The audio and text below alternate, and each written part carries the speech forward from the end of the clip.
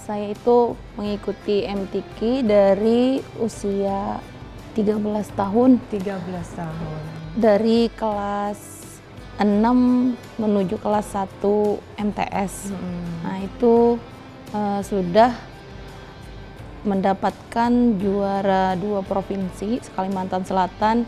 Jadi kalau dari Abah dulu kan memang kata Pak Haji Fatur Rahman tadi cuman ngojek. Jadi mungkin kalau dari Abah sih nggak ada omongan langsung, tapi yang terlihat dari saya, Abah tuh pengen menunjukkan anakku bisa melebihi anak-anak orang yang berduit kayak gitu. Yang paling diingat sampai sekarang itu pesan dari Pak Fatur Rahman. Jadi pesannya itu jangan jauhkan dirimu dari Quran. Dunia akan mengejar kita selama kita dengan Al-Quran.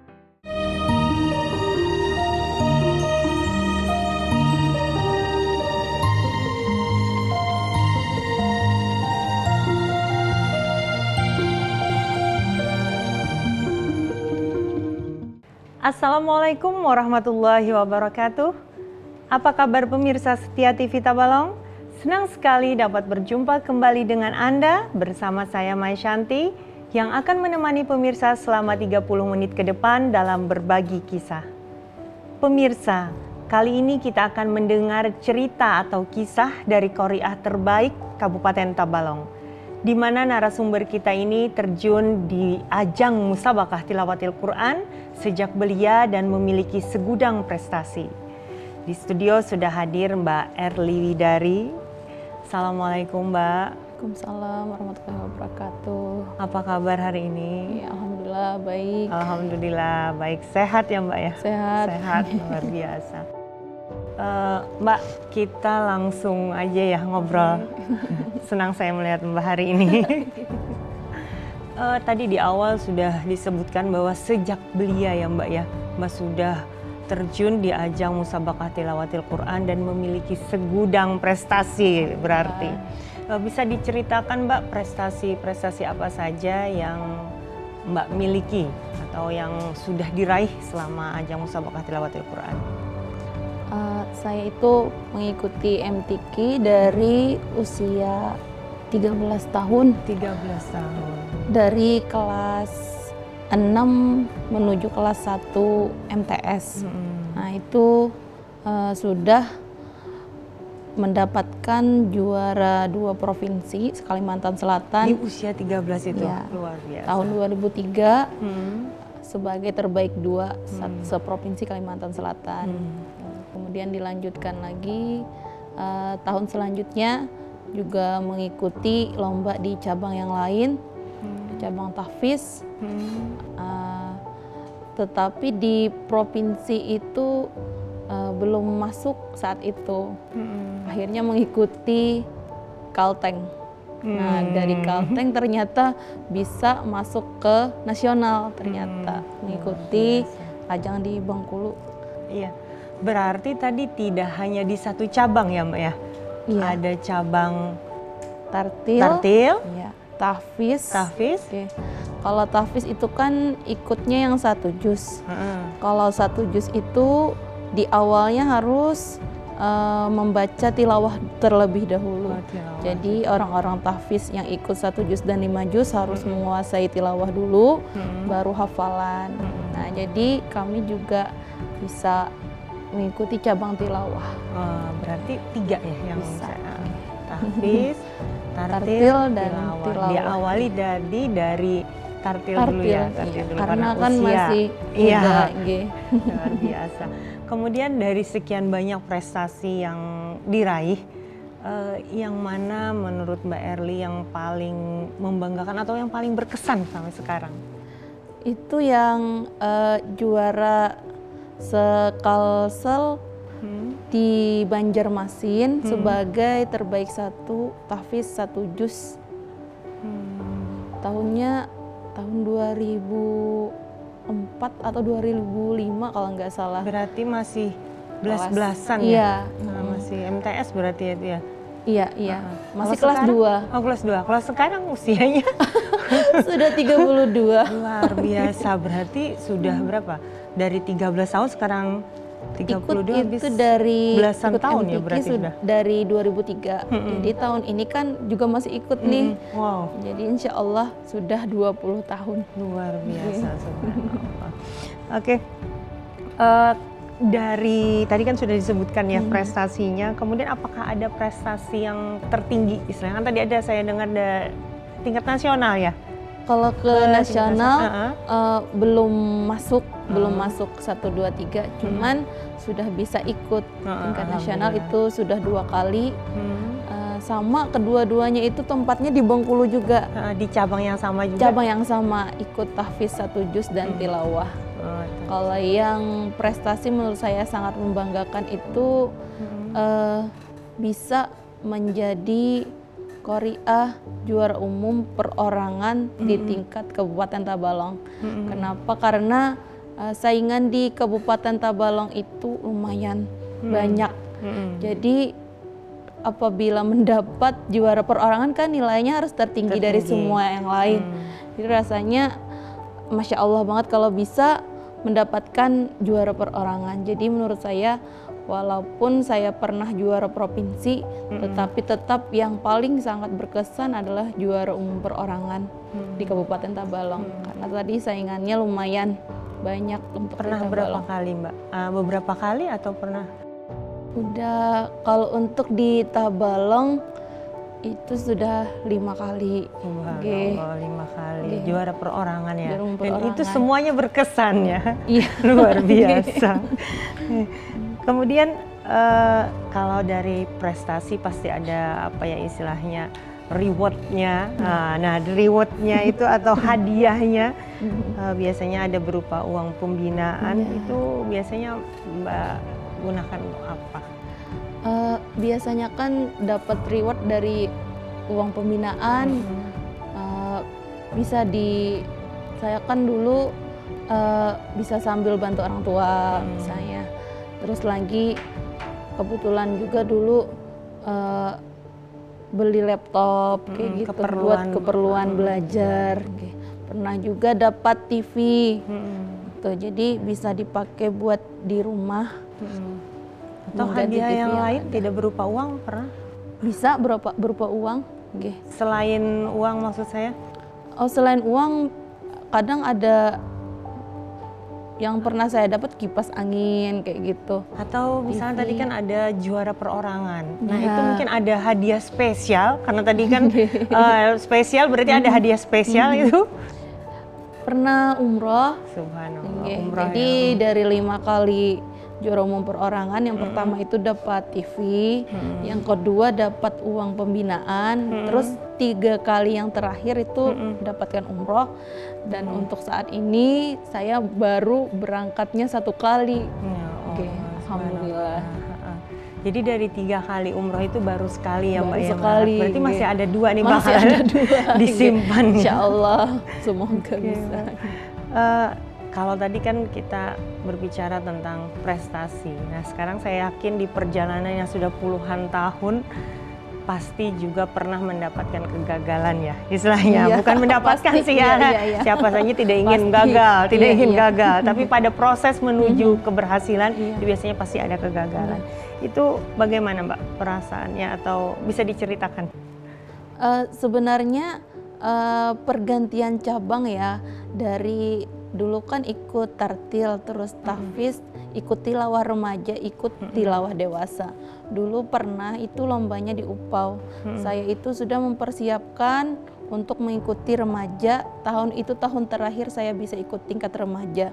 Jadi rasanya tinggal 1 bulan sudah benar-benar siap untuk mengikuti tingkat remaja di kabupaten. Sudah yakin akan juara karena latihan sudah maksimal. Ternyata dikasih tahu oleh official bahwa Erling nggak bisa ikut remaja, naik ikut dewasa. Kalau dewasa kan lebih susah karena kan saat itu dapat makro langsung baca, nggak kayak remaja. Kalau remaja kan dapat makro seharian dulu dulu, kita lancarkan, besok baru tampil. Kalau dewasa cabut langsung baca.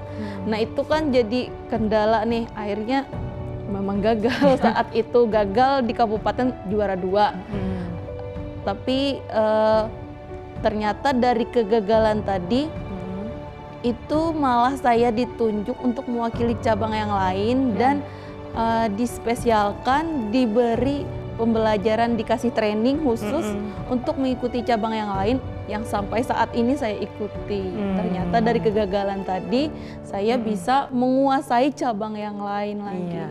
Jadi kita tidak tahu ya Mbak ya, ternyata itu sebagai bisa dikatakan mungkin batu loncatan yang tidak kita sangka-sangka ya, yang akhirnya pada prosesnya malah kita bertahan di sana ya, luar biasa. Sampai saat ini, nih tahun ini bulan Juli kami berangkat ke Banjarbaru tingkat provinsi, saya mengikuti cabang Qiraat Sab'ah yang asalnya mengikuti tingkat tilawah dewasa. Tuh. Oh berarti sekarang lebih fokus di Qiraat Sab'ah ya? Iya, Qiraat Sab'ah. Berarti ada 4 cabang ya Mbak ya? Yang pernah di yang pernah ya, tidak 3 lagi ini. ya, 4 berarti. Kayak luar biasa Mbak. Baik pemirsa TV Tabalong, setelah ini kita akan bertanya bagaimana dibalik kisah perjuangan Mbak Erli Widari dalam meraih prestasi di ajang Musabaqah Tilawatil Quran. Bagaimana ceritanya? Saksikan sesaat lagi di Berbagi Kisah. Jangan kemana-mana. Kembali lagi pemirsa di Berbagi Kisah. Masih bersama Mbak Erli Widari. Sebelumnya kita telah menggali prestasi-prestasi yang diraih oleh Mbak Erli Widari. Setelah ini kita akan menggali perjuangan Mbak Erli Widari dalam mendapatkan prestasi. Namun sebelum kita membahas lebih lanjut, tim Berbagi Kisah sudah mewawancarai salah satu pelatih ataupun guru dari Mbak Erli Widari. Mari kita saksikan bersama-sama. Ya alhamdulillah si Erli itu belajar sejak anak-anak. Ya jadwalnya tepat datang, alhamdulillah itu dibawa diantar oleh abahnya. Setiap kali belajar itu diantar, ditunggu sampai habis belajar. Nah itu alhamdulillah. Dan anak ini waktu anak-anak itu termasuk orang yang disiplin dalam belajar, dan kalau ada tugas misalnya untuk lagu ini beri waktu di rumah 2 hari atau 3 hari, pertemuan berikutnya bisa menyelesaikan dengan baik. Kalau penyerapan pelajaran itu sama dengan kawan-kawan yang lain, sama aja, kemampuannya sama. Ya bahkan di awal-awal si Erli itu menurut kami pribadi lah ada suara yang agak sulit sedikit, tapi karena sungguh-sungguh sampai hari ini kada pernah kelihatan lagi itu kekurangan yang di awal-awal itu.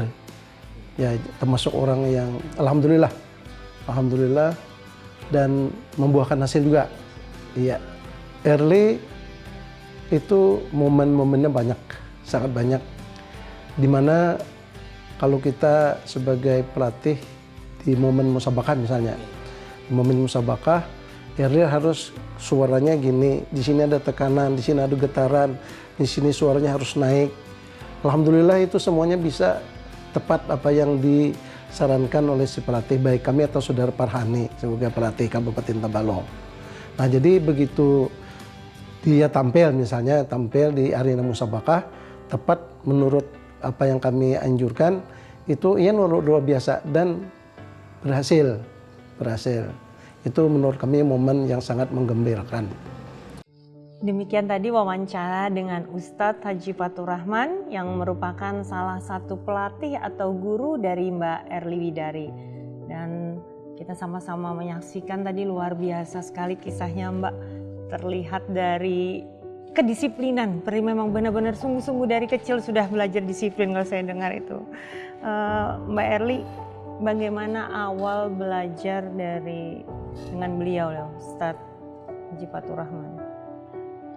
Dulu pas awal-awal belajar di rumah ya, belajarnya di rumah Pak Fatur Rahman itu abah biasanya yang ngantar.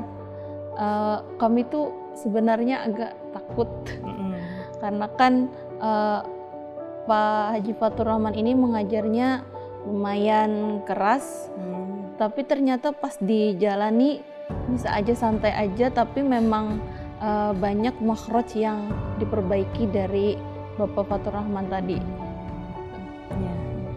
Tadi ada disentil sedikit ya, ada huruf katanya yang ini ya. Suara Oh, mungkin. suara ya. Nih, Ada iya, suara. itu sama kayak Ibu Markiah juga. Dulu tuh ngomong kayak gini, Erli kok ada suaranya yang melenceng kayak gitu atau sumbang. Nah, saya juga itu merasa hilangnya saat umur belasan. Kayaknya sesudah balik. Jadi memang dulu memang iya ada bagian kalau satu lagu kan di bawah sampai akhir ada bagian yang fales atau sumbang. Biasa Abah juga ngomong fales kayak gitu. Tapi untuk memperbaiki nggak bisa. Sama Pak Fatur Rahman itu dicoba kalau Pak Fatur Rahman tuh ngomongnya diurut kayak gitu suaranya. Sedikit ditambah akhirnya sampai hilang. Kalau latihan kayak gitu pelan-pelan terus digabung kayak gitu, akhirnya sampai sekarang alhamdulillah bisa nih sudah membedakan, oh ini yang fales kemarin. Tuh, sekarang kalau bisa ya jangan ada lagi kayak gitunya falesnya gitu. Biasa prosesnya itu lama berarti ya Mbak? Lumayan. lama. Okay. Kemudian tadi salah satu kendalanya mungkin itu ya Mbak. Ada lagi selain itu kendala? Dulu itu kesulitan di huruf, memang ada kesulitan di huruf. Mungkin karena bawaan keadaan kita gitu. Memang ada huruf yang susah untuk disebutkan. Nah, dilatih sama Pak Fatur. Kadang sekarang juga kalau ke rumah Pak Fatur tadi, Erli ayo lagi, jangan kayak itu. Kalau untuk huruf memang masih kadang bisa kembali kayak dulu. Nah, sama Pak Fatur Rahman itu kadang kan bisa kami training nih sama Pak Fatur Rahman. Nah, kadang diulang lagi, didengarkan lagi, ayo hurufnya jangan lagi kayak gitu. Khususnya itu huruf qaf. Nah, kayak gitu. Kadang bingung juga membedakan yang benar yang mana ya kayak gitu. Karena kan kalau makhraj kan lumayan susah membedakan ini keluarnya dari mana kayak gitu. Nah, ternyata kalau tidak terbiasa ya. Masih bingung kadang membedakannya. Nah, itu sampai sekarang bimbingan Pak Fatur Rahman tuh masih kayak gitu. Sedetail itu gitu. Sampai sekarang masih dengan beliau. Masih. Tadi ada disebutkan di antara yang saya dengar tadi ya ada Ustadz Fatur Rahman, kemudian ada Ibu Markiah, ada lagi selain itu Mbak? Ada siapa? Yang dari awal ya, dari kecil dari awal. itu sebenarnya Bapak Sahidul Bahri atau sekarang yang sebagai kepala Kemenak. Terus lagi ada Ibu Markiah, ada Ibu Nur Ainah, Bapak Abadi, Pak Fatur Rahman tuh juga lumayan lama. Pak Farhani, kakaknya Pak Sahidul, nah itu sebagian guru-guru. Tokoh-tokoh, iya, tokoh-tokoh MTQ di sini semua guru. Iya, semua kebetulan kan tempat tinggal kan di sini. Jadi untuk mendatangi guru-guru yang tadi itu lumayan dekat. Jadi bisa aja. Kesibukan beliau juga nggak kayak sekarang ya. Jadi bisa aja dulu-dulu kayak ke rumah Pak Sahidul, ke rumah Ibu Markiah, kami rutin. Waktu masih kecil tuh rutin ke rumah. Kemudian dari bukan berbagai, maksudnya banyaknya guru itu apakah cara metode atau cara metodenya itu yang dipergunakan itu sama atau ada perbedaannya? Dari guru yang banyak itu tadi beda-beda. Karena kan kalau kayak Ibu Markiah itu khusus untuk belajar tahfiz atau hafalan. Kalau untuk Pak Sahidul belajar tilawah. Kalau untuk Pak Fatur Rahman tadi itu belajar tilawah sama makhraj. Nah, metodenya tentu saja berbeda. Kalau Pak Sahidul lebih banyak ke arah lagu, sama Pak Farhani itu banyak ke arah lagu. Kalau Ibu Markiah memang kadang ada dalam seminggu sekali kami membaca tilawah, tapi lebih sering ke setoran sama mengulang murojaah hafalan. Kalau Pak Fatur Rahman itu cenderung banyak ke makhraj, terus Fasohahnya, iya, terus juga kadang saat kami udah lumayan dewasa, Pak Fatur Rahman memasukkan sedikit tentang arti dari ayat-ayat yang kami baca. Kalau qiraat sab'ahnya ada Nah, kalau spesial kalau qiraat sab'ah itu belajarnya dari Bapak Abduh di Banjarmasin, nggih. Itu di antara semua belajar Quran paling susah qiraat sab'ah karena kan nggak ada tanda-tandanya. Iya. Ada yang nggak ada tandanya. Jadi kami tetap memerlukan modul. Kalau membaca tartil, tahfiz kan bisa nih tanpa modul. Nah, kalau untuk qiraat sab'ah kami harus punya kitab lah, ibaratnya punya kitab, selalu membuka kitab baru bisa membacakannya. Tapi sampai sekarang karena spesialisasi di MTQ qiraat sab'ah Iya, ya? malah bertahannya di qiraat sab'ah. Tahun ini insya Allah cabang murattal, nggih, murattal qiraat sab'ah. Terus latihannya bagaimana? Kan pelatihnya istilahnya di Dari Banjarmasin. Banjar, nggih. Sementara ini kalau latihan kan ada training dari TC kabupaten. ya? TC. Ada kemarin, ada sebelum Ramadan, ada sudah training sekali. Nah, di situ semampu kami mengumpulkan bacaan-bacaan yang berbeda tadi. Nah, nanti sisa-sisanya kami sambil melihat di kitab, kalau ada yang ditanyakan atau ada yang kurang paham, kami bisa menghubungi atau WA ke Ustadz yang di Banjarmasin tadi. Gitu. Selama mengikuti ini ya, ajang MTQ, itu menurut Mbak yang paling ekstra harus latihan tadi apa? Yang terakhir, qiraat sab'ah tadi ya? Iya.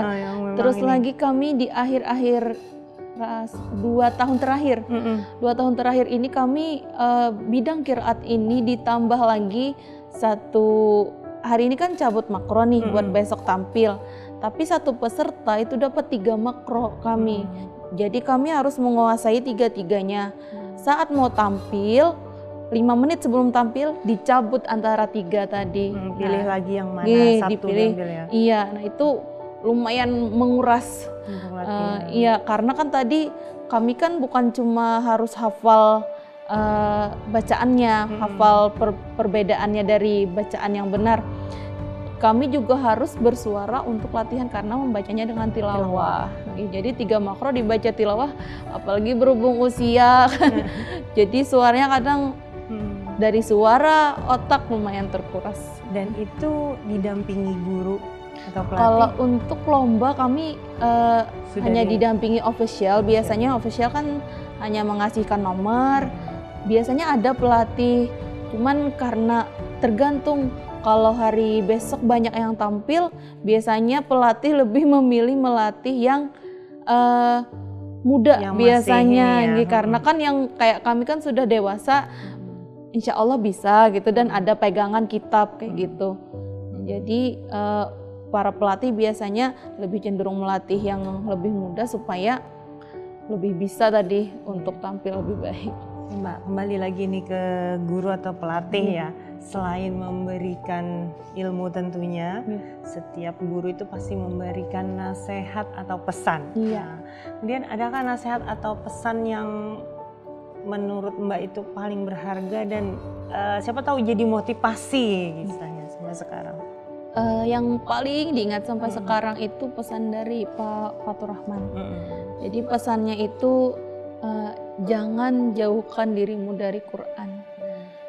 Dunia akan mengejar kita selama kita dengan Al-Quran kayak gitu. Jadi saya kan sampai saat ini juga membaca Quran itu tetap setiap hari. Habis maghrib selalu membaca. Karena tadi takut kayak gitu karena sudah dikasih tahu kalau dengan kita mendekatkan diri ke Quran, insya Allah dunia tuh mengajar kita.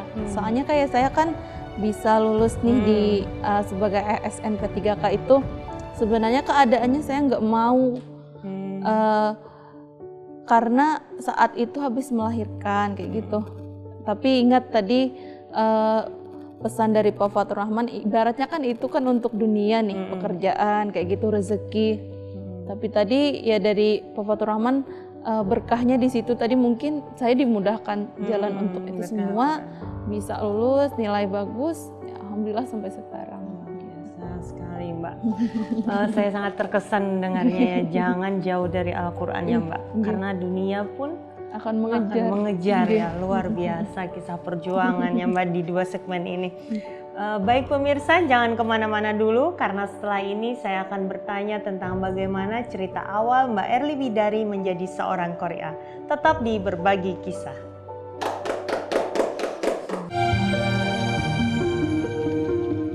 Terima kasih pemirsa, masih bersama kami di Berbagi Kisah. Sebelum kita membahas lebih lanjut tentang cerita awal Mbak Erli Bidari menjadi seorang Qari'ah, kita saksikan kembali wawancara dengan Ustadz Haji Fatur Rahman. Kami sangat yakin bahwa dukungan kerja keras dari orang tuanya, abahnya itu, ya hujan datang, hujan pakai jas hujan, itu bapaknya abahnya. Nah, yang segenerasi dengan si Erli itu juga dulu Haikal. Kalau Haikal diambil oleh mamanya. Kalau si Erli itu oleh abahnya. Jadi keberhasilan si Erli itu tidak bisa dilupakan karena kesungguhan dan kesabaran orang tuanya. Setahu kami orang tuanya itu kerja biasa dan ojek. Jadi ojek lah, pekerjaan pokok kayaknya ojek. Nah, jadi kalau jam-jam belajar itu istirahat kalau mau ojek. Nah itulah, tapi berkah kayaknya, penghasilan ada-ada aja. Datang di sini pukul 2, karena habis belajar tetap nunggu sampai habis belajar. Nah jadi kayaknya kalau orang bergelimang di dalam Al-Quran, rezeki insya Allah ada, diberikan oleh Allah Subhanahu wa Ta'ala. Nah, harapan untuk saudara Erli, kami sebagai guru Al-Quran, karena Al-Quran itu harus kita ajarkan dan kita belajar dan mengajar. Dulu sebelum diangkat dari P3K, si Erli mengajar di Hasbunallah sebagai guru Al-Quran. Nah jadi kita sangat gembira karena dia bisa mengembangkan Al-Quran di sekolah. Nah sekarang diangkat di P3K di Sulingan. Nah harapan mudah-mudahan di sekolah bisa mengembangkan Al-Quran, juga di waktu-waktu kosong, misalnya ada buka pelajaran di rumah, di luar waktu dinas. Nah ini harapan, sebab Al-Quran harus kita kembangkan bersama-sama. Demikian harapan kami untuk saudari Erli. Masya Allah, luar biasa. Ternyata Mbak Erli ini kalau saya dengar tadi berasal dari keluarga yang bisa dibilang sederhana ya Mbak. Tapi dukungan orang tua luar biasa. Setiap belajar malah ditunggu sampai selesai. Oke Mbak Erli, apakah memang untuk menjadi seorang Qari'ah atau belajar mengaji ya istilahnya di awalnya itu memang keinginan sendiri atau ada dorongan dari orang tua misalnya? Sebenarnya itu nggak ada keinginan ya, dulu waktu kecil kan disuruh ngaji juga, kalau bisa tidak masuk ya tidak masuk dulu kayak gitu. Tapi karena abah dulu itu kalau sore kan TK Quran tuh, sampai pura-pura tidur supaya maksudnya kasihan anakku dibangunin kayak gitu. Ternyata tetap dibangunkan buat belajar kayak gitu. Abah itu keras, jadi setiap habis dari Pak Haji Fatur Rahman tadi di rumahnya diulang lagi. Bahkan dulu saya kan perempuan menunggu waktu-waktu haid supaya nggak ngaji. Kirain bisa santai nih saat haid, ternyata tidak. Saat haid pun wajib mendengarkan, kalau dulu tuh pakai Walkman. Pakai Walkman yang kasetnya sampai diputar-putar sampai pakai pulpen biasanya. Iya, sampai itu. Jadi diputar samping telinga. Kalau kelihatan nggak mengulang itu ditegur. Ayo diulang. Pasti seperti itu. Jadi dan itu pun rutin, nggak cuman yang habis maghrib, tapi habis sholat subuh juga.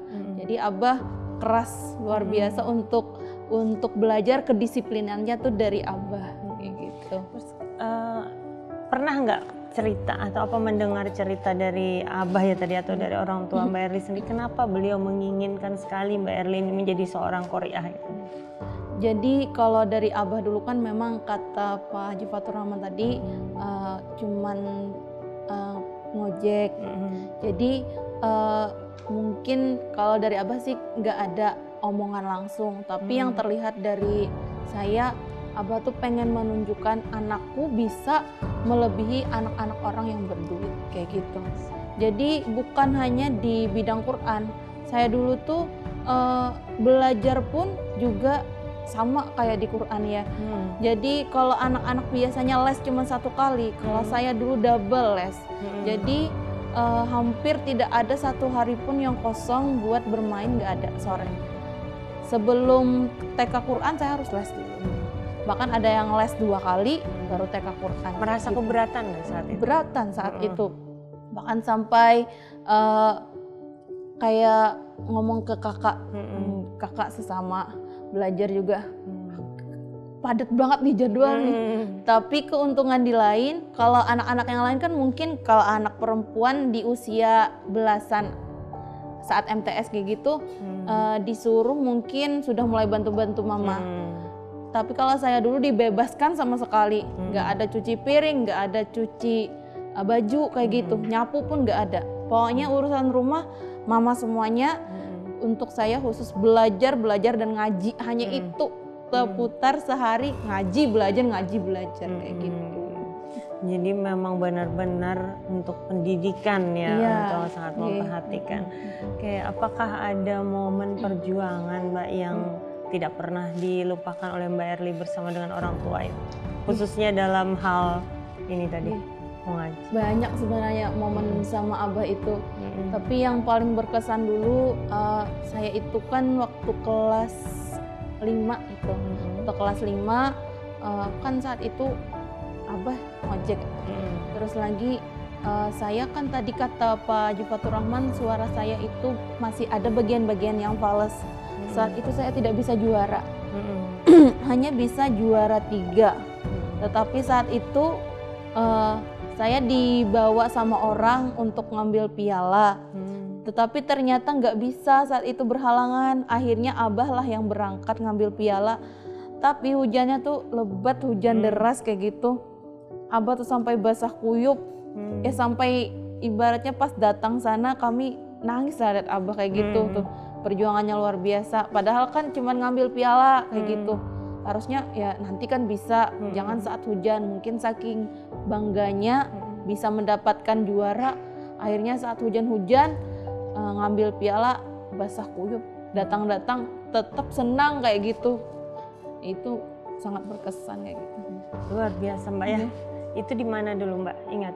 Masih momennya? di Murungpudak dulu. Murungpudak, Itu ya. bukan MTQ, cuman lomba Ramadan aja. Ramadan. Nggih. Cuman itu masih awal-awal perjuangan kayak gitu. Mm-mm. Jadi abah tuh luar biasa semangatnya. Ya, dukungan beliau Iya, ya. nggih. Kemudian Mbak, ada tidak pesan yang tidak pernah dilupakan oleh Mbak Erli dari orang tua Mbak Erli? Kalau abah itu yang paling ditekankan kan tentang kedisiplinan. Yang selalu diulang-ulang adalah jangan sampai guru yang nunggu kalian, harus kalian yang duluan nunggu guru, itu yang selalu ditekankan.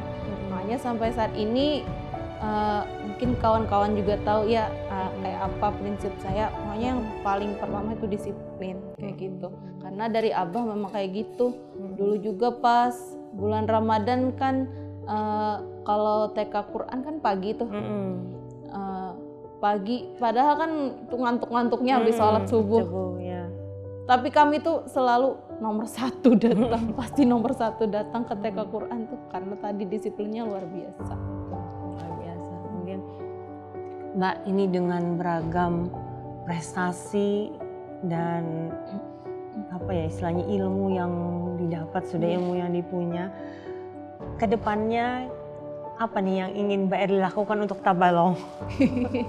Selama ini ya sudah banyak kontribusi sih sebenarnya, cuman apa ada tidak ini keinginan apa gitu? Sebenarnya ada terbersit dalam hati, pengen punya TK Quran di samping rumah.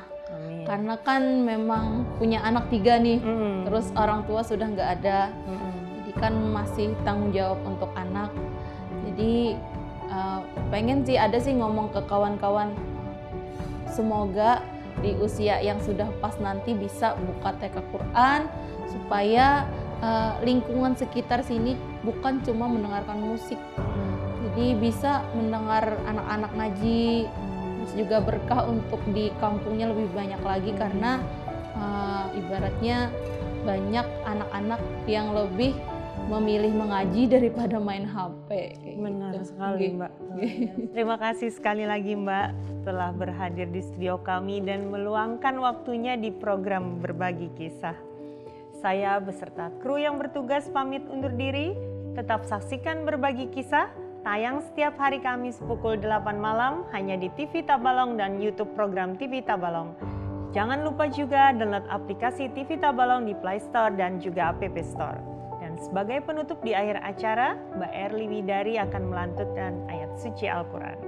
Akhir kata, wassalamualaikum warahmatullahi wabarakatuh. A'udzu billahi minasyaitonir rajim.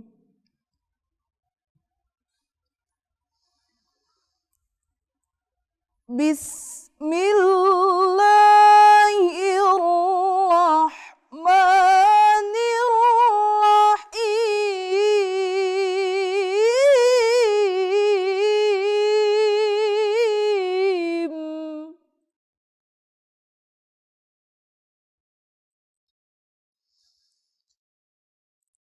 وَنُنَزِّلُ مِنَ الْقُرْآنِ مَا هُوَ شِفَاءٌ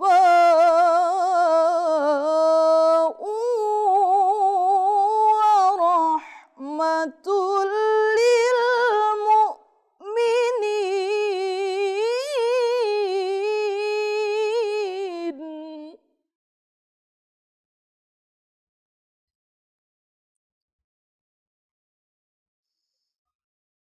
وَلَا يَزِيدُ الظَّالِمِينَ إِلَّا خَسَارًا.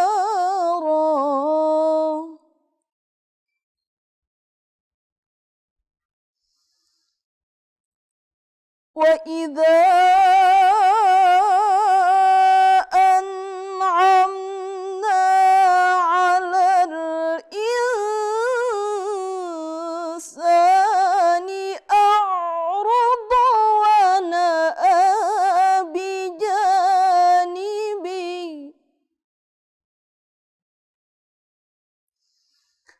وَإِذَا